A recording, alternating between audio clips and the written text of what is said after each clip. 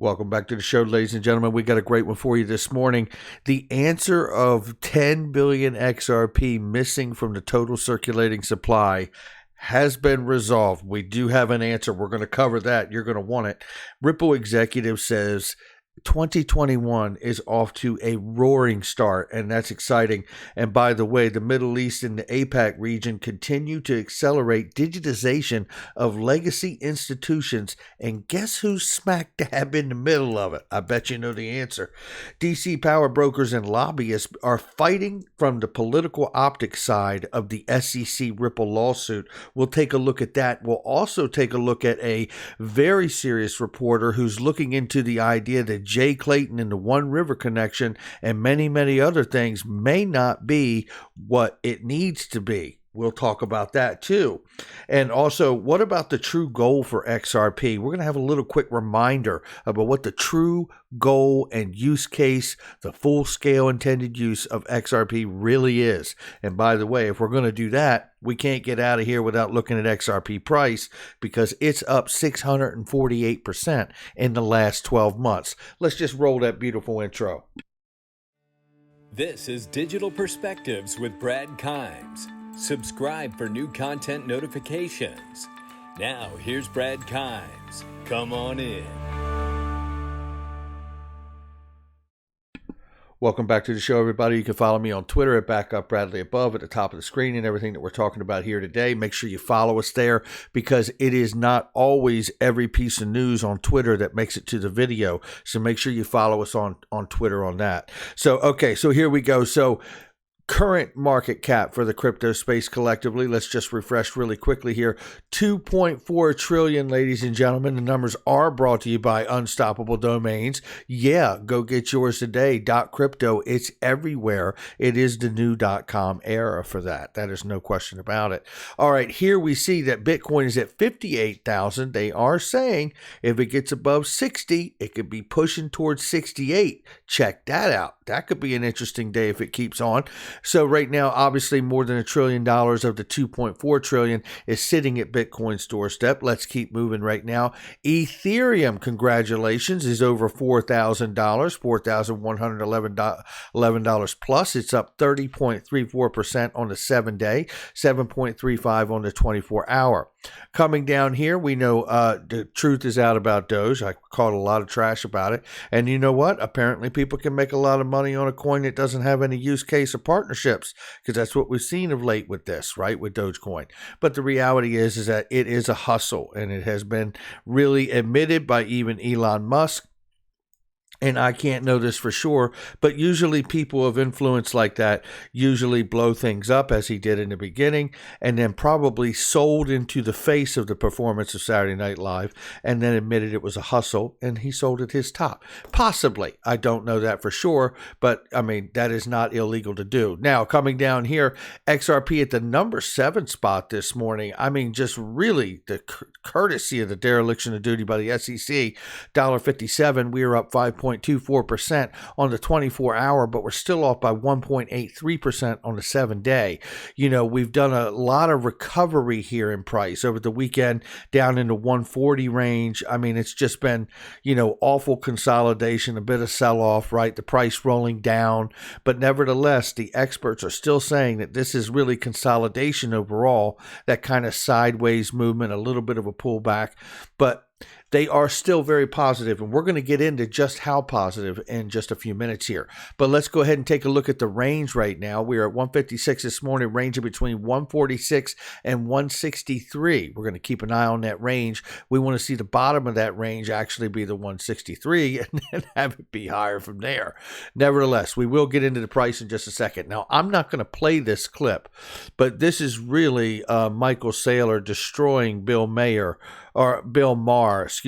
from his show where he made fun of cryptocurrency and Bitcoin, and he really just takes him apart in this. I'm not going to play it because I'm not sure if this would be a copyright issue, so I don't want to take the chance, but if you'd like to listen to that, go there and listen to it.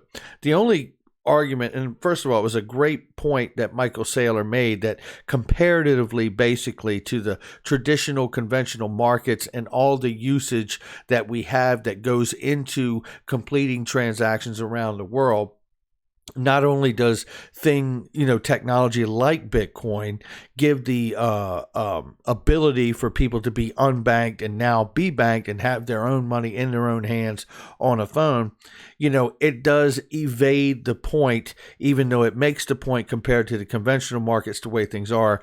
It's obviously better, but he tries to balance that energy usage against the conventional markets. But at the end of the day, Bitcoin does have that first cell phone thing. It is the first generation tech that showed the world what is possible. So I would keep that in mind, because as there are other assets out here that work more efficiently and scale to a better quality for a financial system like XRP, and I'm just being straightforward, it doesn't take away the fact that people see Bitcoin like a store of value, which is fine too. But at the end of the day, you have to say to yourself, what would happen to Bitcoin when the market cap gets flipped on it and it's no longer number one? That's a pretty key question going forward. So make sure you ask yourself that for your own understanding if you, in fact, hold Bitcoin there. So here we have DJ Peter Vast here, hashtag relist XRP. Damn right. Ripple executives on XRP and why it's already off to a roaring start. This is really great. I'll grab just a couple comments out of here from Ashish Birla and Monica Long. And they are hugely bullish. He said in 2020 alone, over 3 million transactions crossed the network, with the Southeast Asia leading the charge. Furthermore, 2021 is already off to a roaring start, particularly the Middle East and Latin America. We're going to see more evidence of that in just one second. Down here, we see digital acceleration brought on by the pandemic is barely going to proceed in a post-pandemic world. And RippleNet goes to be the expertise that can assist you and increase even additional opportunities to expand on the impact of the pandemic itself. The focus for 2021 is on contributing the broader XRP Ledger developer community. They go on to talk about the idea that demonstrating real-world use cases are like CBDCs, the government's digital dollars, and NFTs are obviously a very big part or a big deal in crypto. And I think there's a lot of opportunities for developers to sink their teeth into NFT use cases on the XRP Ledger. And this is coming from Monica Long in this portion here. And it really is. And you can't forget about the fact that, central banks are in fact pilot testing a ledger to launch their digital dollars on, the XRP Ledger open source technology. So very exciting stuff that is happening. We're going to see even more of that with Lulu Financial Group's payments play in 2021. We go into this, and basically they're building out the Middle East and the APAC region, right? It was the Asia Pacific region here. And I wanted to go down to a particular portion in here that I had highlighted. It must have gone away, but where is it right here? I think it is... 1 second. I'll have it. Oh, here we go. So the group is simultaneously getting into collaborative partnerships with global financial institutions like Ripple, NBE, Federal Bank, and Alphala Bank, and to bolster payment corridors such as India, Pakistan, and Egypt. In addition, it has strengthened its presence in the APAC region and South Asian region with the commencement of operations in Singapore and expansion of Service Basket, including wholesale banknotes and e-wallet in countries like Malaysia and the Philippines. Now, none of this, I will remind you, needs any approval from the United States Securities Exchange Commission. And all of this is speaking to use case, right? Now, this is pretty interesting because this is Eric Lipton. Eric Lipton is an investigative reporter for the New York Times. Now, we've been waiting for somebody of note in the journalist area, journalism spectrum, to pick up on what's going on in crypto, and specifically with the SEC lawsuit that was brought on by J. Clayton as he rolled out of office.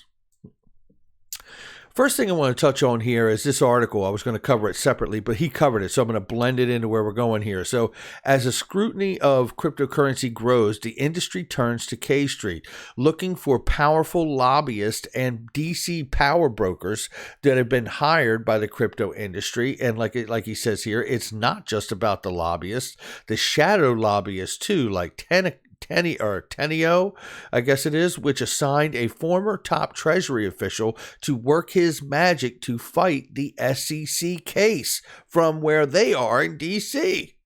Now, let's come down a little further here because Eric apparently has been up doing a little digging. And he says, just departed chairman of the Securities Exchange Commission, where does he go after kicking off enforcement action versus Ripple? To One River, a company that is a major investor in Bitcoin, a Ripple competitor, and J. Clayton joins who else at One River? John Orzag and Kevin Hassett. And I'm not going to read this because it basically just shows that exactly in the document. But Eric Lipton, an investigative reporter from the New York Times, is really digging down into this, and he goes on to give another example of how weird all of this has been with the case. You want more examples? Who is Ripple's lawyer defending it against the SEC charges but former chairwoman of the SEC, Mary Jo White? She is working alongside former SEC enforcement chief Andrew Kresny in defending Ripple. SEC website still lists him in the job. You know, you can't make this up, but I tell you what, I want to thank Eric Lipton for beginning to dive down into this topic, and I hope that he continues to scratch and dig and see what he can kick up here. It is absolutely worth a journalist's eye to take another look down deeper in there. We're going to appreciate Eric Lipton on that one. Now, this is a narrative that I talked about for a long time already on this channel with the idea of Gary Gensler being the head of the SEC. He says that many crypto assets are in fact securities. Now, a lot of those he's talking about are in fact ICOs. He does feel that Ripple and XRP are in fact a security. He has said that many times before becoming the head of the SEC. Now, with that being said, I just want to give you this quick clip that I've covered here, but I want you to listen to this 145-second clip and hear him say it to you about the amount of money that's raised and the fact that your token has utility doesn't mean anything. It's still a security to him, even if you call it a utility token. Listen to this. Your national legislatures and say, if somebody's raising more than a little bit of money and they're raising it asking purchasers to buy these things early, it's probably an investment scheme and thus should be in some way protected. It doesn't have to be exactly the way you do securities law, but do not allow somebody to say, just because it's a pure utility token, no worries, this is just like a laundromat or a theater ticket. It has that attribute, but I don't know anywhere where somebody raises $1 billion for a laundromat. So he's telling you that whether this thing is exchangeable like a movie ticket or a laundromat token, and it's exchangeable for that other thing, right? He's saying to you, if you've raised $1 billion or more, this is not as simple as you are just a utility token. That's exactly what he's saying. And that gets more interesting as we push forward with the SEC case and everything else that comes along with it. Now, what is the real full-scale intended use of XRP? This is from the One here. Said it would appear that the St. Louis Fed agrees, but they said it first. And here you see one way to solve the Triffin dilemma. The IMF could buy or have a set amount of XRP allotted. They intend to secure with assets to be used as an exchange token, a la XRP, between CBDCs, digital dollars from government money, on a private ledger, for which we already have a test pilot on the XRP ledger open source technology from central banks, interoperable with all other ledgers via Codius, solving the Triffin dilemma, which is still very much well alive. What they're talking about is a tweet that was shared by Ian Northing from some time ago from the St. Louis Fed. And this was back in 2018. The Triffin dilemma refers to the double-edged sword of possessing a currency that serves as the world reserve currency. If a private cryptocurrency were to replace a given world reserve currency, this would eliminate the dilemma for that currency. In other words, taking the US dollar down as the global reserve currency and alleviating the Triffin dilemma that it serves as a global and national currency. Now, that is the full-scale intended use for XRP, to sit in between all the money. Now, let's take a look at this from DJ Peter Vass here. This is, in fact, despite the ongoing court showdown, with the SEC, Ripple has, in fact, 97% increase in XRP sales. And look, I mean, According to CoinGecko, for the last 12 months, the price of cryptocurrency has increased 648%, even with the setback caused by the lawsuit. At this point, are any of us upset about the lawsuit? Do we really even have a reason to be upset? I mean, at this point, I'm hoping they get sued 2-3 more times. We'll be at $8-10, right? I mean, that's kind of where we're at here. But what are we talking about with price, and what do we see? And before we go there, the brother or sister, if you want to call it here, XLM or Stellar, Joker reminds us there's a hidden bullish in play, and it's for Stellar and targeting a minimum of $2. I remind everybody here that Stellar is in fact created by Jed McCaleb, who created the XRP ledger. Arthur Brito and David Schwartz are co-creators. Jed McCaleb is the creator of the XRP ledger, which is why he's been getting such huge disbursements of XRP. And in fact, when he left, he took the XRP ledger open source code and developed Stellar. So this is pretty interesting to hear this, by the way. So just wanted to share that. None of this is financial advice from me or anyone that we're covering here. Remember that as we move forward. Dark Defender says to us, XRP is trying to break 163 and 172, supports at $1.50 and $1.44, which we have certainly seen over the weekend. Here's the update. I will wait in patience for XRP to break the targets one by one. His initial targets are still $272, $560, $9, and $13.33. All-time high is getting closer day by day. And that is enormous. And here you can see that he shows the path here of what could go on. You're looking for the support, which we've been at bouncing off of all weekend.